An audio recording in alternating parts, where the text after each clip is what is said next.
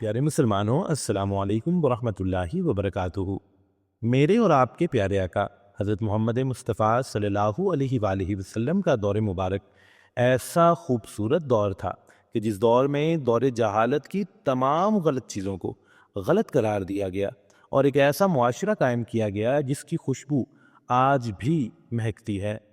غزوہ حنین کے موقع پر جب بہت زیادہ افراتفری تھی، لوگوں کا ہجوم تھا اور کوئی ادھر جا رہا ہے کوئی ادھر جا رہا ہے، اس موقع میں ایک صحابی تھے جنہوں نے موٹی چپل پہن رکھی تھی، یعنی ایک موٹا جوتا پہنا ہوا تھا جس کی موٹائی زیادہ تھی۔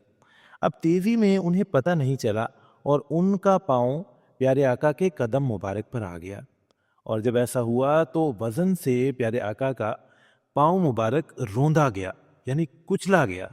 اب آپ کو پتہ ہے کہ جب پاؤں پر کوئی چیز یا کسی اور کا جوتی سمیت پاؤں آ جائے تو کتنی تکلیف ہوتی ہے۔ پیارے آقا کے ہاتھ میں ایک کوڑا تھا، اس کے کنارے سے پیارے آقا نے انہیں مارا اور فرمایا کہ تم نے مجھے تکلیف دی ہے۔ اب یہ ہو تو گیا، اور ظاہری طور پر ان کا کوئی قصور بھی نہیں تھا، کیونکہ ایک ایسا موقع تھا جب بہت زیادہ افراتفری تھی، اور نعوذ باللہ جان بوجھ کر ایسا کون کر سکتا ہے۔ تو وہ صحابی فرماتے ہیں کہ میں نے رات پتہ نہیں کیسے گزاری، اور صبح کا وقت جب ہوا تو ایک شخص تھا جو کہ میرا نام لے کر پکار رہا تھا۔ جب میں نے سنا تو میں نے اس شخص سے کہا کہ جی یہ شخص جس کا نام آپ لے رہے ہیں یہ میں ہوں۔ اس شخص نے مجھے کہا کہ تمہیں نبی پاک صلی اللہ علیہ وآلہ وسلم یاد فرما رہے ہیں۔ اب میرے دل میں اس چیز کا بہت زیادہ ڈر تھا کہ اب کیا بنے گا، اور اسی ڈر اور خوف کی کیفیت میں چل دیا۔ جب میں نبی پاک صلی اللہ علیہ وآلہ وسلم کے پاس پہنچا تو پیارے آقا نے فرمایا کہ تم نے میرا پاؤں کچل دیا تھا اور اس کے بدلے میں نے تمہیں مارا تھا۔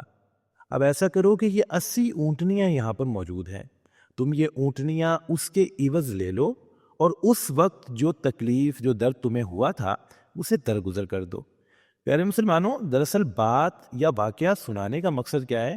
سنانے کا مقصد یہ ہے کہ یہ واقعہ خصوصی طور پر ان تمام لوگوں کے لیے ہے جن کے انڈر لوگ کام کرتے ہیں کہ محبت اس طرح سے کی جاتی ہے کہ ایک تو ان سے غلطی ہوئی تو اس غلطی کے عوض بھی، اب آپ دیکھیں کہ انسان کو ایک دم سے کوئی تکلیف پہنچے تو اس میں انسان کئی دفعہ ایسا ہوتا ہے کہ ایسا رسپانس بھی دے دیتا ہے کہ اسے پتہ ہی نہیں ہوتا۔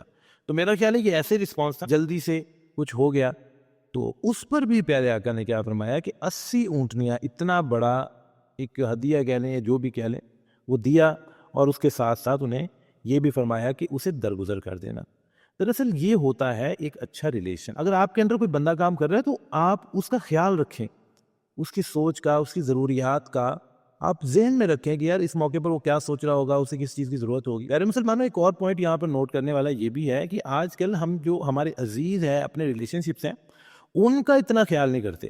تو غیروں سے تو بہت اچھے طریقے سے ملتے ہیں، آپ دکان پہ بیٹھیں، کوئی کسٹمر آئے گا، بہت اچھے طریقے سے آپ ڈیلنگ کریں گے، آپ ان سے تمیز سے بات کریں گے، لیکن اپنوں کے ساتھ وہ ریلیشن کیوں نہیں ہے؟ یہ تو پھر الٹ ہو گیا نا۔ میرے ایک استاد صاحب نے فرمایا تھا کہ اپنوں کی اتنی بھی حیثیت یا ان کی اتنی بھی وہ ویلیو نہیں ہے کہ آپ جس تمیز سے باہر والوں سے بات کرتے ہیں اتنی تمیز سے بھی آپ گھر میں یعنی کہ بات نہیں کرتے۔ تو بات یہ ہے کہ ہمیں اپنے جو عزیز و اقارب ہیں ان کا بھی خیال ایسے ہی رکھنا چاہیے، اور اگر کبھی ہم سے کوئی ناراضگی ان کی ہو جائے تو ہمیں چاہیے کہ ہم ان کا دل خوش کریں، کیونکہ نبی پاک صلی اللہ علیہ وسلم کی یہ بھی سنت مبارک ہے نا۔